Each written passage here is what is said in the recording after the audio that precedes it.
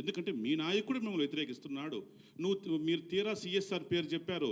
ఇన్ని సమస్యలు ఉన్నాయి కదా, వీటిని ఎదుర్కొని ముందుకు ఎలా వెళ్తారన్నది మా ప్రశ్నల సారాంశం తప్ప మీ కార్యక్రమాన్ని కించపరచడం. ప్రస్తుతానికి మా గురువు మీరే సార్. ప్రస్తుతానికి మా గురువు మీరే. నేను అదే అంటున్నాను సార్, ప్రస్తుతానికి మా గురువు గారు మీడియా వల్లే. మీరు ఇన్ని అడగడం వల్ల సార్ మీకు మాట చెప్తాను సార్. భలే అన్నారు మురళి గారు, భలే మాట్లాడారు. ఒక్క నిమిషం, సారీ సార్. మేము కూడా చాలా రాసుకుంటాం, మా టీం కూడా కొన్ని రికార్డ్ చేసుకుంటుంది. నిజమే కదా, ఆ మీడియా సోదరులు అడిగారు, నిజమే మన లీగల్ టీం వాళ్ళకంటే కొంచెం వెనకబడి ఉంది, దయచేసి కొంచెం అవి చూసుకోండి. రేపు ఇంకో ఊరు వెళ్తే ఆ మీడియా వాళ్ళు ఇంకొకళ్ళు అడుగుతారు. తప్పకుండా మీరే మా గురువులు సార్, మాకు నేర్పించండి సార్. ఓనమాలు తెద్దండి కుదిరినంత వరకు. ఏదో తప్పు చేస్తే నిజం తీసి క్వశ్చన్ పట్టుకోవచ్చు, చొక్కా పట్టుకొని అడిగేయండి ఫస్ట్. ఓకే అంటే ఫైనల్గా నేను సజెషన్ ఏంటంటే సార్, మీరు మొదట చేయాల్సింది ఎన్టీఆర్ని కలవడం. ఇది మీరు ఇప్పటికా ఇది కలవలేదు అడ్డుకుంటున్నారన్న మాటలు మాత్రం చెప్పొద్దు. సిన్సియర్ రిక్వెస్ట్ ఇది. ఎవరెవరో చిన్న చిన్న కార్యక్రమాలు చేసిన వాళ్ళు కూడా జూనియర్ ఎన్టీఆర్ని కలుస్తున్నారు. సరే సార్, ఒక పని చేస్తాను. నేను 250 ప్రయత్నాలు పైనే చేశాను. అయితే ఒక పని చేస్తాను, మీరు సహకారం ఇచ్చారు కాబట్టి ఒక పెద్ద ర్యాలీ చేసుకొని ఆయన ఇంటి ముందుకు వెళ్ళిపోయి గేటు కొట్టమంటారా? అది దాడి అవుతుంది మళ్ళీ. అదే సార్, 250 మంది, పార్టీలతో సంబంధం లేదు, వాళ్ళ అర్హతలతో సంబంధం లేదు, సినిమా వాళ్ళ రాజకీయ నాయకుల పట్టుకొని వాళ్ళు లేరు, నేను మెసేజ్ పెట్టిన వాళ్ళు లేరు, నేను ప్రయత్నించిన రోజు లేదు. ఇదివరకు ఇంత వెంపర్లాడలేదు సార్. ఈ లెటర్లు పడిన తర్వాత ఈ స్టార్ట్ అయినాయి. ఆయన కలవడానికి ఎప్పుడూ వెంపర్లాడలేదు. అండర్లైన్ తీసి సార్ అని ఎలా కలవాలో ఒకసారి మూడు చెప్పండి సార్. మీరు గురువులు కదా, కొంచెం డైరెక్షన్ ఇవ్వండి. ఆయన ఎలా కలవాలి చెప్పండి, నాకు కొంచెం చెప్పండి సార్. నేను అదే అడుగుతున్నా, నాకు తెలియట్లేదు సార్, నాకు నిజంగా తెలియట్లేదు. 30,000 మీరు ఇంకెంతకంటే ఎక్కువ అడిగారంటే ఆ ఒక్క విషయంలో నేను ఏడుస్తా. నాకు తెలియట్లేదు సార్. హలో సార్, సాయిరూప్ గారు, హలో హలో సార్, ఇట్లా ఒక్క నిమిషం.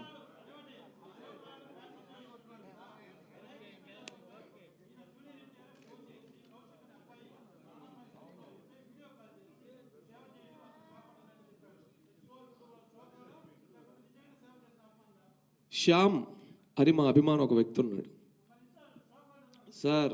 సోకాల్డ్ అంటే సోకాల్డే కదా సార్, నేనేమన్నాను? అదే సార్ చెప్తున్నాను. అవును సార్, మా దగ్గర హీరో నెంబర్ ఉంటే మేము కూడా వీడియో కాల్ చేసేవాళ్ళం సార్ హీరో గారు. అదే కదా సార్ నేను అంటుంది. మేమేమంటున్నాం అంటే, సరే అక్కడే మాట్లాడుకుందాం, అక్కడికే వస్తాను. శ్యామ్ మ్యాటర్ మీ అందరికీ తెలుసు. 2023 జూన్ 27 శ్యామ్ అనే ఒక ఎన్టీఆర్ అభిమాని చనిపోయాడు. ఆయన చావు రాష్ట్రం కాదు దేశం మొత్తం ట్రెండింగ్ అయింది. వీ నీడ్ జస్టిస్ అన్నారు. కొంతమంది హత్య అన్నారు, కొంతమంది సూసైడ్ అన్నారు. ప్రభుత్వాలు, గవర్నమెంట్స్ కూడా ఫైట్ చేసినాయి అలా ఎలా అని. అందరూ ఇంత చేస్తున్న టైంలో మేము ఒక్కలమే చేసిన ఒక యూనిక్ థింగ్ ఏంటో తెలుసా? ఒక లెటర్ వదిలి, శ్యామ్ చెల్లెల బాధ్యత మాది. ఎందుకంటే ఆయన, ఆ అబ్బాయికి ఒక కుటుంబం ఉంది. ఒకప్పుడు మా తిరుపతి ఇన్ఛార్జ్ కింద కూడా ఒక వాలంటీర్గా పనిచేశాడు శ్యామ్. నేను 1-2 సార్లు శ్యామ్ని కలిశాను.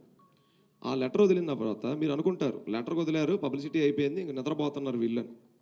మేము మొన్న నెల క్రితం కలిసాం వాళ్ళని, ప్రూఫ్ ఉంది. ఆ అమ్మాయిని, అమ్మ నీకు పెళ్లి ప్రామిస్ చేశాం కదా అని చెప్పి నువ్వు పెళ్లి చేసుకోవడం కాదమ్మా, నువ్వు ఫస్ట్ చదువుకో. నువ్వు ఫస్ట్ సిఈసి ఫీజు కూడా మేమే కట్టాం 2 years బ్యాక్. ఆ అమ్మాయి ఏంటంటే వాళ్ళ అన్న చదవాలనుకున్న కోర్స్ చదవాలని ఎక్కువ ట్రై చేస్తూ అది కుదరక అమ్మాయి లేట్ అవుతుంది చదువు. హోటల్ మేనేజ్మెంట్ చేద్దాం అనుకున్నారు వాళ్ళ అన్న, అది కుదరక చనిపోయాడని అదే అనుకుంది. కానీ అమ్మాయికి అది కుదరట్లా. మొన్న ఇటీవల వెళ్ళి నెక్స్ట్ ఇయర్ నేను MBA చదువుదాం అనుకుంటున్నానన్న ఏదో అడిగింది. అయితే తప్పకుండా చేస్తానమ్మా, ముందుగా చెప్పు, మేము ప్లాన్ చేసుకోవాలి కొంత డబ్బు అనేది అన్నాను. ప్రామిస్ చేసాం, ఫ్రూట్స్ బాక్స్ ఇచ్చి వచ్చేసాం. ఇప్పుడు చెప్పండి సార్, ఆ సోకాల్ మీరు అన్న వాళ్ళు ఎన్నిసార్లు కలిసారు ఆ కుటుంబాన్ని? కొంతమంది కన్వీనర్లు వాళ్ళకి ఇచ్చే డబ్బులు కూడా తిన్నారని వాళ్ళు నాకు చెప్పింది. నేను వాళ్ళ పేర్లు ఏం చెప్పలా, ఆ అమ్మాయి కూడా పేర్లు చెప్పలా. పాప ఎంత జాగ్రత్తగా మాట్లాడింది, ఎంత గౌరవం ఇచ్చిందో. అన్న మా కోసం కలెక్ట్ చేసిన ఫండ్స్ కూడా తిన్నారన్న వాళ్ళు. వీళ్ళని ఎవరు క్వశ్చన్ చేయాలంటే, అమ్మ ఇప్పుడు దీన్ని బయట పెట్టానంటే మన రామారావు గారిని అవమానించినట్టయితే వద్దమ్మా అన్న. నీకు ఒక్క అన్న పోతే ఇన్నందరూ ఉన్నారమ్మా ఎన్టీఆర్ గారు అన్నలని చెప్పి మేము అక్కడ కూడా రా ఎన్టీఆర్ నుంచి రిప్రజెంట్ చేసామని చెప్పాలా. మేమందరం రామారావు గారు అమ్మాళ్ళం. వ్యవస్థ అనేది ఒక ప్లాట్ఫామ్ అంతే. రా ఎన్టీఆర్ని ల్యాబ్ బాగండి. ఇది నడుస్తుంది కూడా ఆయన ప్రేమతోనే, ఆయన ఇదితోనే, ఆయన కోసమే. మేము ఎన్నిసార్లు కలిసాం, వాళ్ళని ఎంత కష్టపడ్డాం, మేము వాళ్ళని ఎంత ఇదిగా చూసుకున్నాం. వాళ్ళ అమ్మగారిని అడగండి, నాన్నగారిని అడగండి, వాళ్ళ చెల్లెలు గారిని అడగండి. వెళ్ళండి సార్, వాళ్ళ ఇంటికి కూడా వెళ్ళండి.